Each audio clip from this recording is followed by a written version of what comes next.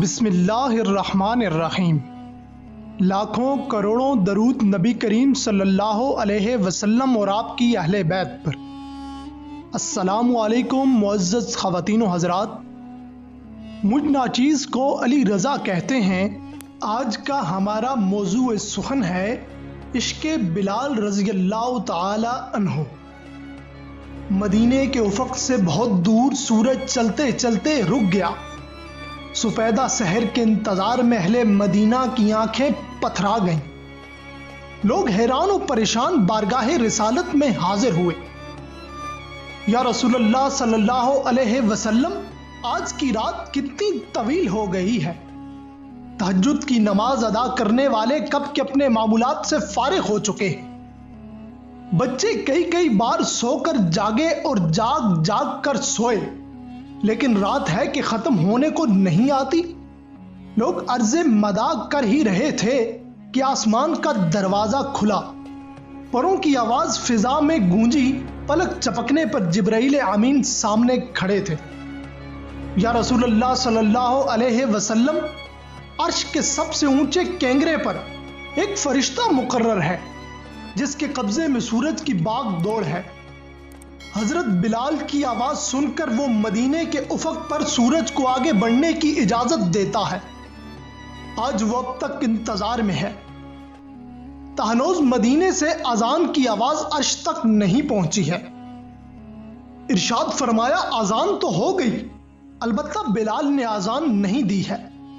کچھ لوگوں کی درخواست پر آج سے ایک خوش الحان مؤذن مقرر کیا گیا ہے۔ جبریل نے عرض کیا، دل کے عشق و اخلاص کی جس گہرائی میں اتر کر حضرت بلال اذان دیتے ہیں، یہ انہی کا خاصہ ہے۔ یہی وجہ ہے کہ عرش تک پہنچنے کی پرواز سوائے ان کی آواز کے اور کسی کو اب تک حاصل نہیں ہو سکی۔ اس لیے جب تک وہ اذان نہیں دیں گے، مدینے کے افق پر سحر کا اجالا نہیں پھیل سکے گا۔ حضرت روح الامین کی درخواست پر حضرت بلال کو اذان کہنے کا حکم دیا گیا۔ جو ہی اذان کے کلمات فضا میں گونجے، رات کی سیاہی چھٹنے لگی اور دیکھتے ہی دیکھتے ہر طرف صبح کا اجالا پھیل گیا۔ اس دن ہر کہوماں پر یہ حقیقت اچھی طرح واضح ہو گئی کہ عشق رسالت نے حضرت بلال کا مقام کتنا اونچا کر دیا ہے، اور یہ فیضان نبوت کے بل پر ایک نجیف و نزار غلام کی آواز میں کس قیامت کی توانائی پیدا ہو گئی ہے۔ حضرت بلال کے جگر میں عشق کے سوز و گدا کا وہ دردناک منظر تاریخ کبھی فراموش نہ کر سکے گی۔ جب جان عالم نے ظاہری دنیا سے پردہ فرما لیا تو حضرت بلال کے شوق کی دنیا ہی اجڑ گئی۔ ہمیشہ کے لیے زندگی کی امنگوں کا خاتمہ ہو گیا۔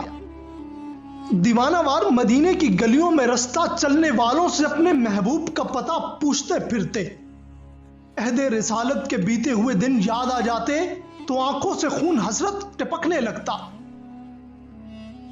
کبھی کبھی ان کی رقت انگیز آہو فغان سے اہل مدینہ کے دل دہل جاتے۔ بالآخر ہجر و فراق کا صدمہ تاب ضبط سے باہر ہو گیا۔ ایک دن سوگوار اٹھے اور ملک شام کی طرف چلے گئے اور حلب میں سکونت اختیار کر لی۔ ایک دن ذرا سی آنکھ لگ گئی تھی کہ قسمت بیدار نے انہیں آواز دی۔ پلٹ کر دیکھا تو طلحت زیبائے رسول سے سارا گھر منور تھا۔ چہرے انور سے تجلیات کی کرن پھوٹ رہی تھی۔ ارشاد فرمایا، بلال تم ہمیں چھوڑ کر چلے گئے، کیا تمہارے دل میں کبھی ہماری ملاقات کا شوق پیدا نہیں ہوتا؟ خواب سے اٹھے تو ان پر ایک عجیب رقت انگیز کیفیت طاری تھی۔ آنکھیں اشکبار تھیں اور زبان پر لبیک یا سیدی کا نعرہ تھا۔ اسی وقت افتاں و خیزاں مدینے کی طرف چل پڑے۔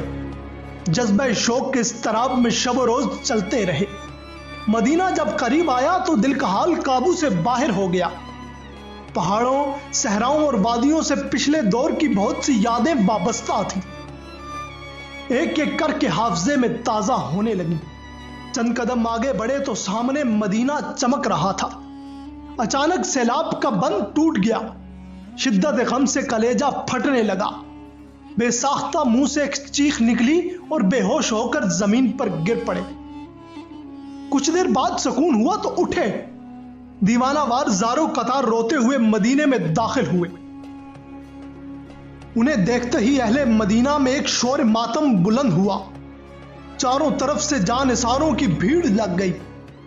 फिर वो आलम अहाता तहरीर से बाहर है जब हजरत बिलाल रजी अल्लाह ताला अन्हु अपने महबूब के रोजे पर हाजिर हुए। रोते रोते हिचकियां बन गई, गम से सीना दहकने लगा। तुरबत अनवर के सामने पहुंचते ही जब्त का पैमाना छलक उठा। चीख मारकर जमीन पर गिरे और बेहोश हो गए। इसी आलम में लोग उन्हें उठाकर ले गए। काफी देर बाद होश आया तो कई दिन या मोहम्मद का नारा बुलंद करते रहे। जब तक मदीना में रहे इश्क व मोहब्बत की दुनिया उथल पुथल होती रही। एक दिन लोगों ने आजान देने के लिए इसरार किया तो आंखें डबडबा आईं। फरमाया वो जमाना पलटा लाओ जब मेरे सरकार मस्जिद में तशरीफ रखते थे और मैं शहादत की उंगली से उनकी तरफ इशारा करता था। जवाब सुनकर जब लोग मायूस हो गए तो शहजादा रसूल सैयदना इमाम हुसैन की सरकार में हाजिर हुए। लोगों को यकीन था कि शहजादा रसूल की बात हजरत बिलाल कभी भी नहीं टालेंगे। बिला आखिर सैयदना इमाम आली मकाम के इसरार पर हजरत बिलाल अजान देने के लिए तैयार हो गए। जिस वक्त मीनार पर खड़े होकर उन्होंने अल्लाह अकबर कहा तो सारे मदीने में एक कहराम मच गया। लोगों के दिल हिल गए। आहो फगान से हर घर में कयामत का मंजर बर्पा हो गया। पर्दा नशीन औरतें जज्बा बेखुदी में घरों से बाहर निकल आई। कमसिन बच्चे अपने वालिदैन से पूछने लगे कि हजरत बिलाल तो आ गए, हमारे आका कब तशरीफ लाएंगे। अजान देते हुए हजरत बिलाल जब कलमा शहादत पर पहुंचे तो हालत गैर हो गई। हस्बे मामूल उंगलियों का इशारा करने के लिए निगाह सहन मस्जिद की तरफ उठ गई। हजरत बिलाल की यह पहली आजान थी जब हुजूर का चेहरा अनवर सामने नहीं था। एक आशिक दिलगीर इस दर्दनाक हालत की ताब ना ला सका। फिजा में एक चीख बुलंद हुई। हजरत बिलाल बेहोश होकर जमीन पर गिर पड़े। फिर मदीने में एक शोर मैशर बर्पा हुआ। फिर इश्क की दबी हुई चंगारी जाग उठी। फिर हिजरे रसूल का गम सीनों में ताजा हो गया। इस वाक़े के बाद बहुत दिनों तक अहले मदीना की पलकें भीगी रहीं। हजरत बिलाल जब तक मदीने में रहे दिल का गम रसता रहा। हमें फिराक नहीं जब्त हो सका तो कुछ दिनों बाद मुल्क शाम की तरफ रवाना हो गए। आह कितनी रिक्कत अंगेज कहानी है एक हबशी निजात गुलाम की, जिसके तन की स्याही गिलाफ काबा में जज्ब हो गई, जिसके दिल का नूर अर्श की कंदील से मुस्तार ले लिया, जो अपने नस्ब के एतबार से गुलाम था लेकिन हस्बे मिल्लत इस्लाम का आका कहलाया।